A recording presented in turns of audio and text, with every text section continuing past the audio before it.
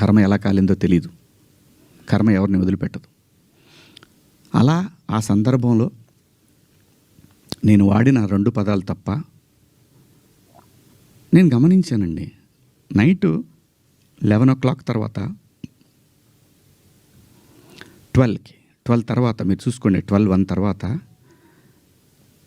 కొన్ని ట్వీట్లు వెళ్తూ ఉన్నాయి. ఎవరికి ట్యాగ్ అవుతూ ఉన్నాయి? నాకు నిద్ర లేదు, పేర్లు కూడా గుర్తురాట్లా. స్త్రీల సమస్య మీద మాట్లాడుతూ ఉంటే మన రాహుల్ వైఫ్ చిన్మయి గారు ఆవిడకి వెళ్తూ ఉన్నాయి. ఆవిడకి ట్యాగ్ చేస్తూ ఉన్నారు. ఇక్కడి నుంచే మొత్తం ట్యాగ్ చేస్తూ ఉన్నారు. ఆ తర్వాత మన అనసూయ గారికి ట్యాగ్ చేస్తూ ఉన్నారు. ఎందుకు చేస్తున్నారు నాకు అర్థం కాలేదు. సర్లేదో పాపం ఆవిడ మాట్లాడుతూనే ఉంటుంది ప్రతిసారి కూడా, తప్పేం లేదు. నా తరఫు నుంచి 2 పదాలు దొరికినాయి కాబట్టి ఐ హ్యావ్ టు బేర్. ఏదైనా బేర్ చేయాల్సిందే. మనం దాన్ని ఓట్రిచ్చి కొట్టినా దానివల్ల ఏం ప్రయోజనం లేదు. ఎందుకంటే తప్పు నా వైపు ఉంది కాబట్టి నేను సర్దుకొని వెళ్ళాలి, తప్పదు. క్షమాపణలు చెప్పాను, ఇంకా చెప్తాను కూడా. ఆ 2 పదాలకి నేను ఎప్పుడు సెట్ అవుతానో నాకు తెలియదు. నా మైండ్ ఎప్పటికి సెట్ అవుతుందో తెలియదు. అటువంటి పరిస్థితిలో ఉన్నా. నేను నా భార్య అయితే అసలు నువ్వు ఇలాంటి స్టేటస్లో ఉంది. ఎందుకంటే ఎవరికైనా ఫ్యామిలీ ముఖ్యం. తను రేపు పొద్దున వాళ్ళ బంధువుల్లో ఇదేంటి ఇలా మాట్లాడాడు శివాజీ అంటే తను ఎంబ్రాసింగ్గా ఫీల్ అవుతుంది కదా. నా పిల్లలు వాడి ఫ్రెండ్స్ ఇదేంట్రా మీ నాన్న ఇలా మాట్లాడు, విచ్ ఈజ్ హర్టింగ్. నా ఇంటెన్షన్ బ్యాడ్ లేదు. ఇంకొకటి, 30 సంవత్సరాల నుంచి నేను ఇక్కడ ఉంటున్నాను. ఏ రోజు నా దగ్గర నుంచి తప్పు జరగలేదు. ఆవేశంగా ఒక లెటర్ మాకు వెళ్ళిపోయింది. వెళ్ళిన తర్వాత వాళ్ళు డిస్కస్ చేయొచ్చు. ఏమని?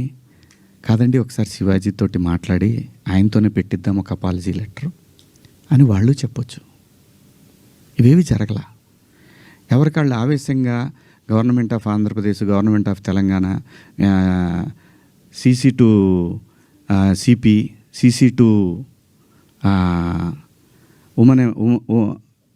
మహిళా commission, CC to PM, CC to international affairs. Why? ఒక్క మాట నన్ను అన్న ఏందన్న ఇట్లా మాట్లాడు. సారీ అమ్మ. నాకెవరు ఫోన్ చేయలేదు. ఒక సుప్రియ గారు సాయంత్రం ఫోన్ చేస్తే, అయ్యో శివాజీ గారు ఏంటి, సారీ అమ్మా నేను పొరపాటున 2 పదాలు దొరికినాయి. అవునండి, ఐఎమ్ కంప్లీట్లీ రిగ్రెటింగ్గానే ఉందమ్మా, ఐఎమ్ వెరీ సారీ. నాకు ఇప్పటికి కూడా అర్థంగా నేను ఎలా మాట్లాడాను ఆ 2 పదాలు. అసలు నేను బయట బూతులేం మాట్లాడినంటే మాట్లాడతానండి, మన అందరం మాట్లాడతామండి, అర్థం పర్థం లేని మాటలు మాట్లాడుకుంటాం. కానీ ఒక వేదిక, ఒక పద్ధతి, జనరేషన్స్కి మనమే చెప్పాలి కాబట్టి, మన పిల్లలకి చెప్పాలి కాబట్టి. ఆవిడ సరే అండి పెట్టేసేయండి అయిపోయింది. నేను ఇచ్చేసాను, అప్పటికే నేను పంపించేశానమ్మా అప్పుడే. ఎందుకంటే వాళ్ళందరూ నాకు తెలుసు, నన్ను అన్నాను అని పిలుస్తారు. ఒక్క మాట నన్ను అడిగుంటే, ఒక్క మాట నేనేమన్నా మిస్బిహేవ్ చేశానండి ఎవరితోన్నా? ఎప్పుడన్నా మీరు ఏ ఆర్టిస్ట్ అయినా సరే, ఇప్పటికీ భూమిక గారితో చేస్తాను, మేడం అని పిలుస్తా, లయమ్మ అంట. రంభ గారితో చేశాను, సంగవి గారితో చేశాను, పెద్ద పెద్ద ఆర్టిస్టులతో చేశాను. ఇంత చిన్న మిస్బిహేవ్ చేయలేదు, చెయ్యను కూడా. ఎందుకంటే ఏదో ఒక రోజు ఇది మనకి గుదిబండై కూర్చుంటుంది. అందుకని నేను ఎప్పుడు కూడా అసలు అమ్మాయిలతో దగ్గర కూడా ఎవరైనా కనపడ్డా కానీ యాటిట్యూడ్ అనుకుంటారు, ఎందుకంటే దూరంగా ఉంటా. ఏమో ఏ దరిద్రం ఎలా మనం నెత్తికెక్కించుకోవాల్సి వస్తుందో, వాళ్ళు ఎక్కడ బాస్ ఫాలో అవుతారో పిల్లల్ని. అది నా క్యారెక్టర్. నేను నా క్యారెక్టర్ని చెప్పుకొని మనం హైలైట్ అవ్వాలనే ఉద్దేశం నాకు లేదు. జరిగిన తప్పుని నేను ఎక్స్ప్లెనేషన్ ఇవ్వాల్సిన బాధ్యత నా మీద ఉంది మీ అందరి దగ్గరికి వచ్చి. అలాగే చూస్తున్న వాళ్ళ ప్రేక్షకులకు కూడా చెప్పాల్సింది. కానీ నిన్న మీరందరూ లైవ్లు పెట్టారు, ప్రజల స్పందన మీరు చూశారు. అంతర్మాత్రం చేత నాకు సపోర్ట్ ఉంది నేను చెప్పట్లేదు. ఉన్నా సరే నేను మాట్లాడిన తప్పు ఇది చాలా దూరం క్యారీ ఫార్వర్డ్ చేస్తాం. ఇంకో హీరోని అడుగుతారు, ఇలా అన్నాడు శివాజీ అని. క్షమాపణ చెప్పాడు కదయ్యా అని అంటారు.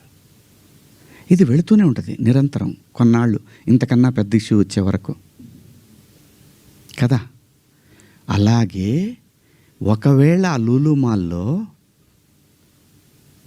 నిధి అగర్వాల్ పాపం ఆ పిల్ల బట్టలు ఏదన్నా ఒకటి జారితే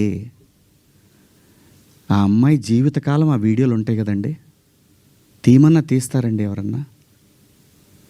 నన్ను చాలా ప్రొవోక్ చేసింది ఆ ఒక్క సిచ్యువేషనే.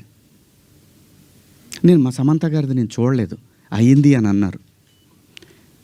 నేను అంటాను, మీరంతా ఇప్పుడు నేను చెప్పిన మాట ఏంటి, అమ్మా మనకెందుకు ఈ దరిద్రం? ఇట్లా జనంలోకి వెళ్ళినప్పుడు కాస్త మంచి బట్టలు మీరు ఏమన్నా వేసుకోండి, చీరలు కట్టుకుంటారు. ఇప్పుడు మీరు వచ్చారమ్మా, చక్కగా నిండుగా వచ్చారు. ఎందుకు వస్తారు? మనకంటూ మనం ఒక చోటుకి వెళ్ళినప్పుడు మనకే ప్రమాదం లేకుండా మనల్ని ఎవడో విమర్శించకుండా బయటపడాలనేది ఉద్దేశం. అది నా ఇంటెన్షన్. శిక్ష వేసేవాడు కూడా ఫస్ట్ ఇంటెన్షన్ చూస్తాడు. ఇది ఏ ఇంటెన్షన్తో మాట్లాడాడు? జడ్జి అయినా, ఈవెన్ కేసు తీసుకునే ఎస్ఐ అయినా ఉమెన్ కమిషన్ దాకా పోవాలన్నా అయితే ఈ 2 పదాలు. నాకంటే పెద్ద పదాలు ఎవరు వాడలేదా ఈ పరిశ్రమలో? నాన్నే ఎందుకు మీరు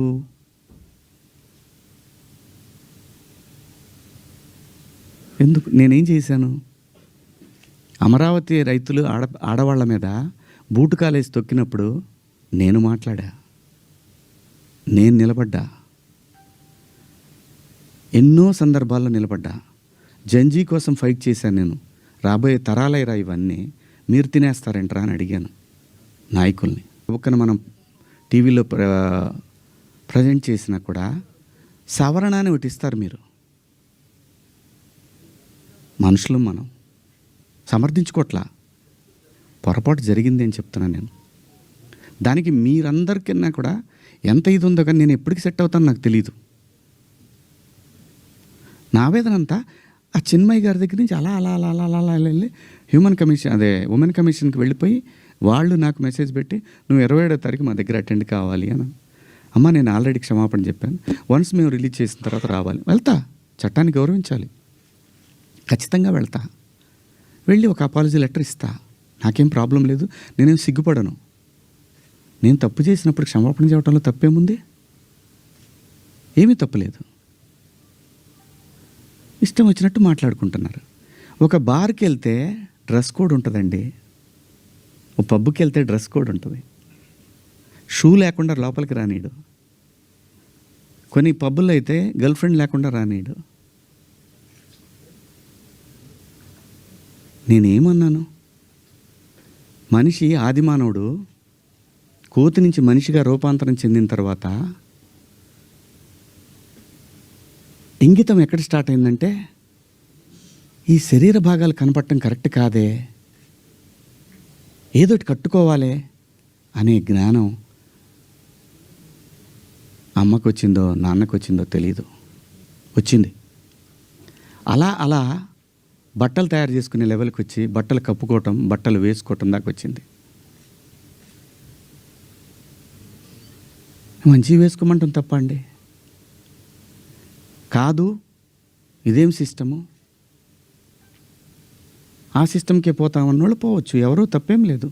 ఎవరిష్టాలు వాళ్ళయి, ఎవరిష్టాలు వాళ్ళయి. ఇక్కడ నాకు కాన్స్టిట్యూషన్లోని సెక్షన్స్ గురించి చెప్తా. ఈ సెక్షన్ ప్రకారం మహిళల్ని అని చెప్పి టిఎఫ్ఐ ఉమెన్ వింగ్ పెట్టారు. చట్టం నాకు తెలుసు, కాన్స్టిట్యూషన్ చదువుకున్నాను. భారత రాజ్యాంగము హక్కులతో పాటు బాధ్యతలు కూడా ఇచ్చింది. న్యాయమూర్తి దగ్గర ఒక కేసు వెళ్ళినప్పుడు దాని తాలూకా ఇంటెన్షన్ చూస్తాడు. Provoking also crime, provoking also crime.